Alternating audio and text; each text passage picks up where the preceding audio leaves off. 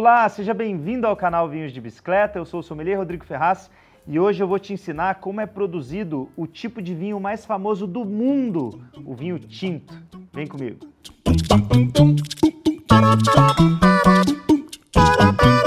Bom, antes de começar o episódio, já quero te lembrar que está rolando o nosso festival de verão. Tem vários kits legais que a gente preparou para vocês curtirem mesmo nessa época mais quente do ano. São vários vinhos mais leves, entre vinhos brancos, rosés e tintos também. Então, ó, aproveita porque a seleção tá boa e o precinho também. Então eu vou deixar o link aqui no descritivo para você, beleza? Então, vamos lá descobrir como é feito então o vinho tinto. E o que eu tenho para te dizer é o seguinte, tá? O vinho tinto, ele já começa no vinhedo. E tem uma frase que é muito emblemática no mundo dos vinhos, que é o seguinte: você até consegue fazer um vinho ruim de uvas boas. É só você estragar ali durante o processo de vinificação que você faz um vinho ruim. Agora, você nunca vai conseguir fazer um vinho bom de uvas ruins. Se a matéria-prima for ruim, azedou de cara. Você não vai conseguir corrigir isso depois no processo de vinificação. E o que eu estou querendo dizer com isso? Bom, toda uva tinta, branca, né, as uvas viníferas que são usadas para vinificação, elas têm uma janela de amadurecimento. Só que no caso das uvas tintas, essa janela é um pouquinho mais delicada, porque pensa comigo, quais são os elementos naturais principais que estão ali dentro e que depois vão interferir na composição do vinho e se ele vai ficar legal ou não. A gente tem que citar acidez, taninos e açúcares, principalmente, tá? Lógico que tem vários outros nutrientes ali, várias outras substâncias, mas esses três são muito importantes. A acidez vai trazer o frescor, a vida mesmo para os vinhos tintos, enquanto os açúcares vão depois ser transformados em álcool durante o processo de fermentação, né? Então eles vão dar estrutura, vão dar peso para o vinho.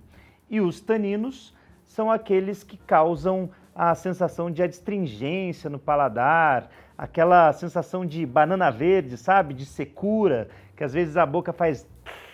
Então, lá no vinhedo, lá na uvinha, esse tanino já precisa ter um tempo correto de maturação para não ficar um tanino muito verde e não deixar o vinho intragável depois.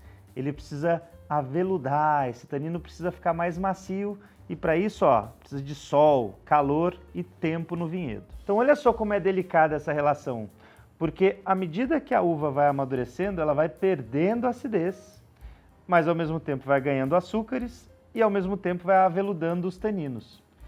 O enólogo ou o agrônomo precisa encontrar essa janela perfeita de maturação.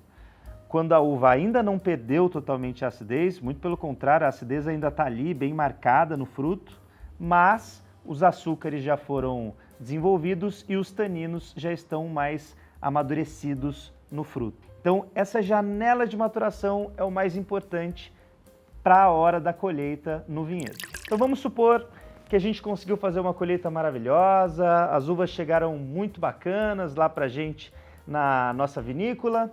E agora, qual é o primeiro passo? Bom, primeira coisa, a gente vai precisar esmagar essas uvas. E para fazer vinho tinto, eu preciso de uva tinta, porque eu vou precisar da pigmentação de cor dessa casca da uva tinta para depois transformar o meu vinho em um vinho tinto. Então, logo depois que eu esmago essas uvas, que eu rompo essas cascas, eu vou deixar aquele suco da polpa em contato com essas cascas, ganhando cores e ganhando taninos. Isso se chama o processo de maceração. É assim que o vinho ganha cor. Então, só para você ter uma ideia, num vinho rosé, o processo de maceração dura em torno de 2 a 3 horas, só para o vinho ficar levemente rosado, né? Com aquela cor que a gente sabe de vinho rosé. Mas para o vinho tinto, o processo de maturação dura de 2 a 3 semanas. É muito tempo ali, né? Nesse contato das cascas com o suco da polpa. E nessa fase também tem que rolar a fermentação alcoólica. Mas o que seria isso? É você colocar as leveduras para trabalharem ali, isso num tonel de inox ou numa barrica de carvalho, a temperatura idealmente vai ter que ser controlada, por isso que na maioria das vezes é feita a fermentação alcoólica em tonel de aço inox, porque tem aquelas cintas que vão refrigerar o tonel e deixar ele na temperatura certinha que as leveduras gostam para trabalhar com eficiência. Essas leveduras vão comer os açúcares que estavam presentes ali no suco da polpa e vão transformar esses açúcares em álcool. E aí está criado o nosso vinho, né? Que é onde foi transformado açúcar em álcool. Mas se as cascas ainda estão ali, eu preciso tirar essas cascas. E como o enólogo faz isso? Ele vai fazer uma prensagem. Nessa prensagem, ele vai extrair o líquido e deixar as cascas ali naquele tanque. Esse primeiro líquido que sai é considerado o líquido mais nobre daquele vinho, que é chamado de mosto-flor. É o vinho que tem ali os ácidos mais controlados, os taninos já mais ricos, vamos dizer assim. Então é um vinho que está mais equilibrado. Só que ele também tem a possibilidade de prensar um pouquinho mais aquele mosto ali, aquelas cascas que sobraram, e ele vai extrair uma bebida ainda mais escura, com taninos mais agressivos e com uma acidez ainda mais marcada e também mais agressiva. E o enólogo vai escolher se ele faz esse corte do vinho de prensa, que foi esse último, com o mosto-flor. Mas essa combinação é uma possibilidade de trabalho de enologia. Porque pensa comigo, se o enólogo pega o mosto-flor dele e fala, tá faltando acidez aqui, ele pode pegar um pouquinho do vinho de prensa e colocar ali. Ah, não, meu mosto-flor ficou muito claro, eu quero um vinho mais intenso, mais escuro, com mais tanino. Mesma coisa, pega um pouco do vinho de prensa e mistura ali.